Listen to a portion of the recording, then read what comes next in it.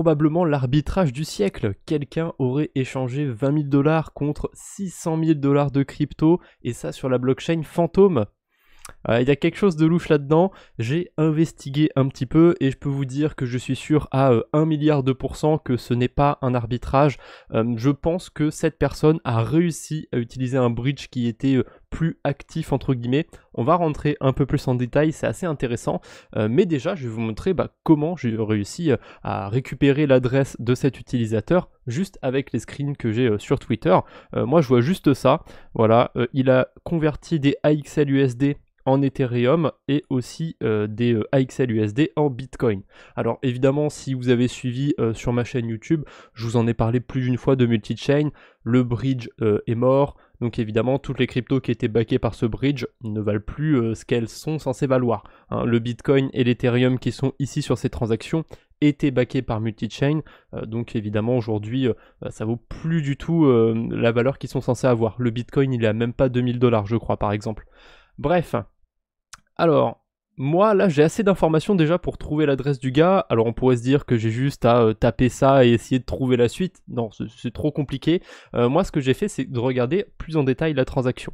On peut voir qu'il a échangé des AXL USD en Ethereum, mais il y a une étape entre deux. Il a échangé ses AXL USD en Phantom puis en Ethereum. Alors il l'a pas fait en deux fois, hein, ça s'est fait en une seule transaction, mais du coup c'est ça qui m'intéresse, c'est la paire Ethereum Phantom.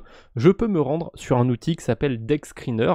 Là je me suis mis directement sur la blockchain Phantom et j'ai mis un petit filtre, j'ai trié par prix. Comme ça, je peux voir directement les plus grosses cryptos et j'ai tout simplement besoin de venir prendre une transaction sur Ethereum.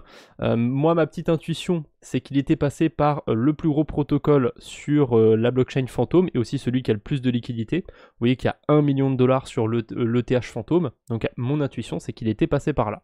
Ok, on va choisir le ETH Phantom. Combien il y avait de Phantom dans sa transaction? 13 352. Donc tout simplement, je vais mettre un filtre ici avec 13 352 en minimum. Je pourrais même mettre un filtre au-dessus, hein, comme ça je suis sûr de le trouver. Mais j'ai plein de transactions. J'ai pas mal de transactions, mais évidemment, hein, celle qui nous intéresse, ça va être la plus récente, celle du 4 août 2023. Ça m'a échappé. Et si j'ouvre la petite transaction juste ici, on peut voir que l'adresse c'est 0x3d2b239, etc. 0x, 3D, 2B, 239, etc. Boum, j'ai réussi à retrouver l'adresse. Voilà, aussi simple que ça, avec juste une petite transaction comme ça, on peut facilement retrouver l'adresse de la personne qui a échangé justement. Bon, il faut être sûr par contre d'être sur la bonne pool de liquidité. Vous voyez que quand j'étais sur Dex Screener, il y avait quand même d'autres pools avec Ethereum, mais comme celle de SpookySwap, c'est celle qui avait le plus de liquidité, je me suis dit il y a assez peu de chances qu'il soit passé par un autre échangeur, même si honnêtement ça aurait été possible. Mais bon, après dans ce cas-là, il aurait fallu juste que je vérifie sur les autres pools. Et encore, même pas celle-ci parce que c'est contre l'USDC, alors que celle-ci c'est contre Phantom. Donc j'avais une chance sur deux a priori. Après il y a peut-être d'autres plus petites pools encore, mais bon, si c'est pour avoir des pools avec 2000 $ de liquidité, c'était sûr que c'était pas là-bas. Bref. Maintenant que j'ai son adresse, eh ben, je peux la rentrer sur D-Bank et je peux aller voir un petit peu ce qu'il a fait comme carabistouille. Alors, il faut remonter un petit peu parce qu'il a fait pas mal de transactions, je vais essayer de pas trop vous spoiler. Voilà, là on arrive à l'endroit qui est croustillant, l'endroit le plus intéressant. C'est le moment où il a converti plein d'USDC en Bitcoin. Hop, juste avant ça, il avait converti aussi plein d'USDC en Ethereum. Il me semble qu'il avait fait avant. Ah non, l'Ethereum, il a dû le faire après, a priori. Bref, plutôt cool, plutôt cool. Mais là, pour l'instant, il se retrouvait avec des bitcoins qui n'avaient pas vraiment la valeur d'un seul bitcoin. Ce qu'il a fait, c'est qu'il les a tout simplement déposés sur cette adresse. Alors c'est un smart contract, donc c'est un bridge, et il a pu les récupérer du côté de Polygon.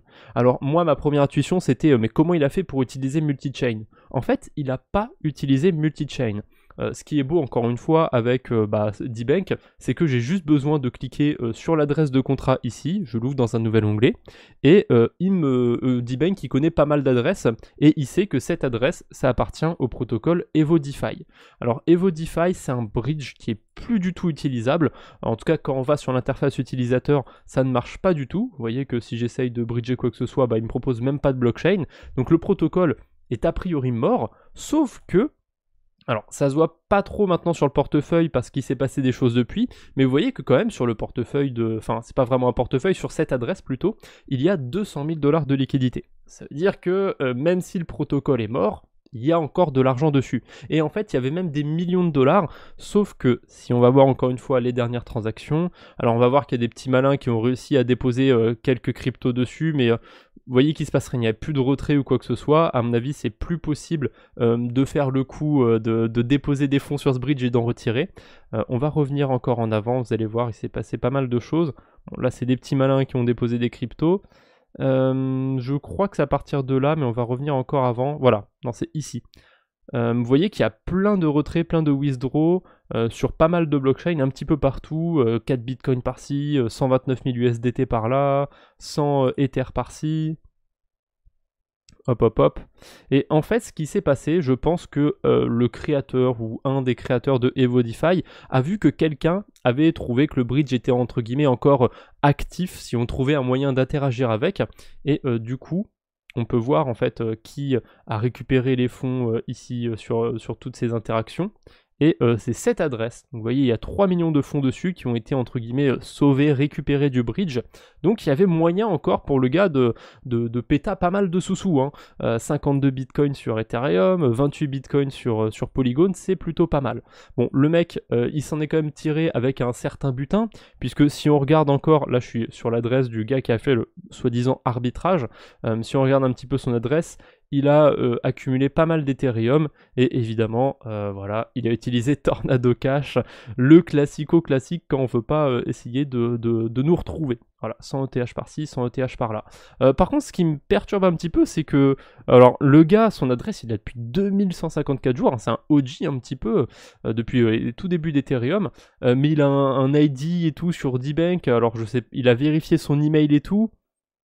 Et j'espère que c'est un email Proton, je sais pas quoi, un truc temporaire, parce que là, il peut potentiellement se faire retrouver. Je pense que le fait d'avoir laissé son email sur D-Bank, ça joue pas en sa faveur.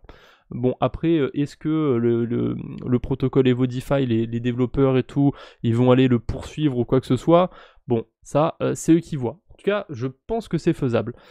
Qu'est-ce que j'avais mis d'autre de côté? Oui, bah là, c'est a priori, lui, c'est le gars qui a pu récupérer les fonds de EvoDeFi. Ah oui, je voulais vous montrer a priori comment le gars avait fait pour faire ce fameux arbitrage. Donc tout simplement, vous copiez l'adresse du smart contract de EvoDeFi. Tac. Vous allez sur FTM Scan, vous collez l'adresse que vous avez copiée juste ici. Hop, on arrive sur cette page. D'ailleurs, on peut voir qu'il y a encore des petits malins qui essayent de déposer dessus. Parfois, ça marche d'ailleurs. Parfois, ça marche pas. Mais spoiler, hein, pour l'instant, plus personne ne peut retirer de EvoDeFi. Et on le voit sur l'adresse de toute façon. Il y a plus que 200 000 $. Et voilà, il y a quand même assez peu de stablecoins, etc. La plupart des fonds, je pense, ont été retirés, tout simplement. Bref, je reviens sur mon adresse sur FTM Scan. Il n'y a pas un mode nuit d'ailleurs. Voilà, un petit mode nuit, c'est plus joli. Hop, je reviens sur mon adresse, je vais dans Contract juste ici, et je peux écrire des smart contracts sur le bridge, et c'est exactement ce que le gars a fait. Je peux cliquer par exemple ici sur Deposit, et bon après, moi je sais pas coder, je sais pas rentrer du code dessus. Mais tout simplement, voilà, si vous avez les bonnes informations, vous mettez... là, je suppose que c'est assez instinctif. Il faut déposer l'adresse du token qu'on a acheté. Lui, il avait acheté de l'Ethereum multichain et du Bitcoin multichain. Voilà, on va chercher l'adresse sur FTM Scan. On dépose le montant qu'on veut bridger. Lui, il a dû mettre un truc comme 20 Ether ou des conneries comme ça. Mais par contre, je sais pas ce qu'il faut mettre dans chaque catégorie. Ça, si jamais vous le savez, n'hésitez pas à le dire en commentaire. Mais de toute façon, je pense que au mieux, vous pouvez déposer sur le protocole. Mais voilà, vous ne pourrez clairement pas faire un bridge, récupérer des fonds sur une autre blockchain, c'est à peu près sûr pour le coup. Et ensuite, ce qu'il a fait du coup, c'est qu'il se rendait sur Polygon Scan. Alors là, pour le coup, j'ai pris BSC Scan parce que de base, j'avais regardé sur la BSC Scan les smart contracts et il a fait la fonction withdraw tout simplement. Encore une fois, je sais pas ce qu'il faut rentrer dedans pour que ça marche correctement, mais il a réussi à le faire, hein. On peut voir ses transactions, donc ça c'est une de ses transactions sur Ethereum, voilà, avec sur Ethereum, sur Phantom, avec 23 Ethers justement. Il utilise bien la fonction de deposit, et les mêmes Ethereum qu'on retrouve du côté de Polygon, où il utilise bien la fonction withdraw. Voilà, voilà. Withdraw, tuple, WS. Donc encore une fois, moi je suis pas calé pour rentrer plus profondément dans les détails, mais je peux quand même aller jusqu'ici. Je suis sûr que le gars a basiquement interagi avec des outils du style Polygon Scan et FTM Scan, et il a réussi du coup à retirer plus de 200 Ethers. Écoutez, tant mieux pour lui, j'espère qu'il aura pas de soucis par rapport à ça, mais du coup non, ce n'est pas un arbitrage malheureusement, il n'y a pas moyen de profiter de ce dépeg de multi-chain, ça fait un moment de toute façon que le dépeg a eu lieu, donc bien joué à lui d'avoir trouvé qu'un bridge avait encore des fonds et qu'il était encore utilisable. Écoutez, c'est tout ce que j'avais pour aujourd'hui. Si vous avez des détails complémentaires, si j'ai dit des bêtises ou quoi que ce soit, n'hésitez pas à les remonter dans les commentaires, et moi je vous embête pas plus pour aujourd'hui. Voilà, on se retrouve bientôt j'espère, d'ici là portez-vous bien, salut tout le monde.